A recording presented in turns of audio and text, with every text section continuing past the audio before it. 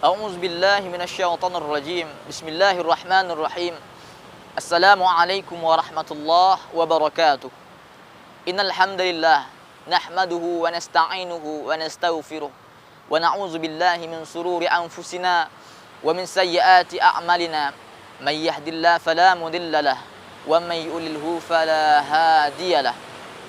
Asyhadu an la ilaha illallah wa asyhadu anna Muhammadan abduhu wa rasuluh la nabiyya ba'dah. Allahumma salli ala sayyidina Muhammad wa ala ali sayyidina Muhammad. Qala Allah Ta'ala fil Qur'anil Karim, a'udzu billahi minasyaitonir rajim. Bismillahirrahmanirrahim. Qul lan yusibana illa ma kataballahu lana huwa maulana wa 'ala Allahi falyatawakkalul mu'minun. Shadaqallahul azim. At-Taubah ayat 51. Hadirin pemirsa dimanapun antum berada, puji syukur kehadirat Allah Subhanahu wa taala yang telah memberikan kita kenikmatan yang berupa kenikmatan iman, kenikmatan Islam, dan kenikmatan umur, sehingga kita bisa merasakan begitu nikmat luar biasa yang bisa kita rasakan pada saat ini. Salawat serta salam tidak lupa kita hadiahkan kepada baginda Rasulullah sallallahu alaihi wasallam yang telah membawakan kita dari alam kegelapan, alam kejahiliahan, alam kebodohan sehingga alam yang terang menderang yang bisa kita rasakan pada saat ini. Ikhwati fillah rahimakumullah. Telah banyak orang-orang, contoh di bumi ini, diviralkan tentang suatu penyakit, suatu wabah, suatu virus yang bernama corona. Maka dari itu membuat di bumi ini, seluruh dunia ini panik. Seluruh dunia ini khawatir, ingin terhindar darinya. Untuk apa ia ingin terhindar darinya? Padahal ia adalah makhluk Allah Subhanahu wa taala yang Allah ciptakan sama seperti kita makhluknya.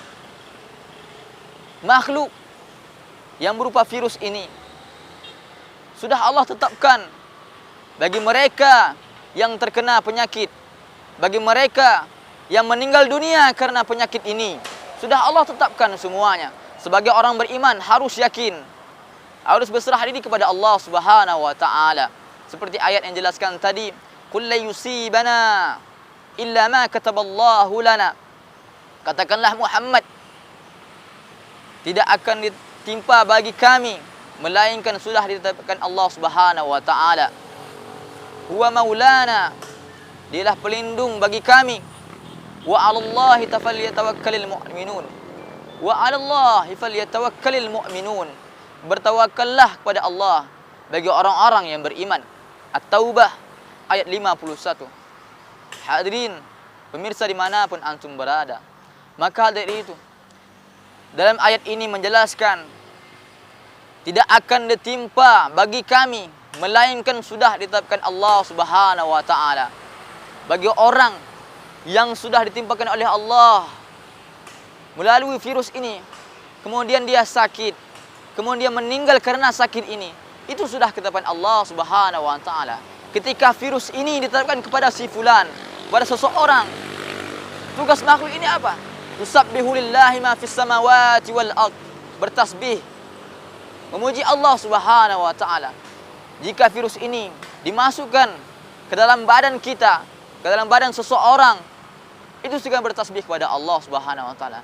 Kemudian ia sakit dengan virus ini, itu sudah ketetapan Allah Subhanahu wa taala. Kemudian ia meninggal penyebabkan oleh virus ini, penyakit ini, maka itu ketetapan Allah Subhanahu wa taala. Sudah dituliskan oleh Allah Subhanahu wa taala di Lauhul Mahfuz sebelum kita berada. Hadirin rahimakumullah. Maka selaku orang yang beriman tidak perlu khawatir dengan makhluk Allah Subhanahu wa taala, dengan virus ini. Semua sudah Allah atur semuanya. Orang yang terkena penyakit, orang yang terkena virus, sudah Allah atur semuanya. Maka dari itu, orang yang meninggal, yang sehat wal afiat, itu sudah ditetapkan Allah Subhanahu wa taala.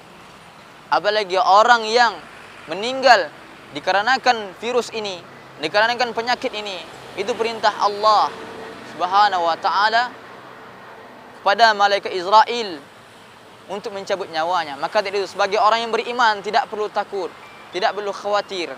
Maka Allah Subhanahu wa taala sudah menjaminkan kita, sudah menetapkan kita sesuai kehendaknya, sesuai kehendak Allah Subhanahu wa taala. Maka dari itu kita cukup berserah diri kepada Allah Subhanahu wa taala. Apa yang telah Allah berikan kepada kita, maka itulah ketetapan Allah Subhanahu wa taala. Kita cukup mencegah, kita cukup berdoa kepada Allah Subhanahu wa taala. Dengan penyakit ini bukan berarti kita bagaimana supaya kita ini keluar rumah dan tidak seperti itu. Bagaimana Allah menguji kita, bukan kita menguji Allah Subhanahu wa taala.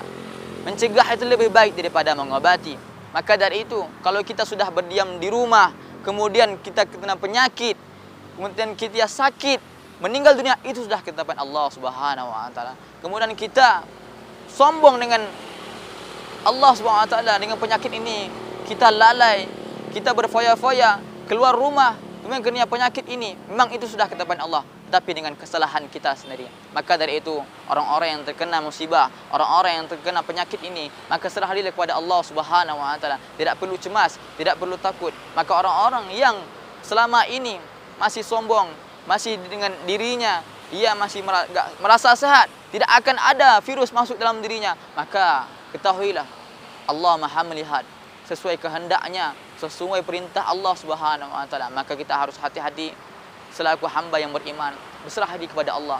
Apa yang telah kita lakukan selama ini itu hanya semua semata hanya milik Allah Subhanahu wa taala. Fatufillah subhanakallah bihamdihi subhanakallah bihamdika asyhadu an la ilaha illa anta astaghfiruka wa atubu ilaik. Kemudian kita berserah diri kepada Allah Subhanahu wa taala. Apa yang sudah kita lakukan ini berserah diri kepada Allah Subhanahu wa taala. Assalamualaikum warahmatullahi wabarakatuh.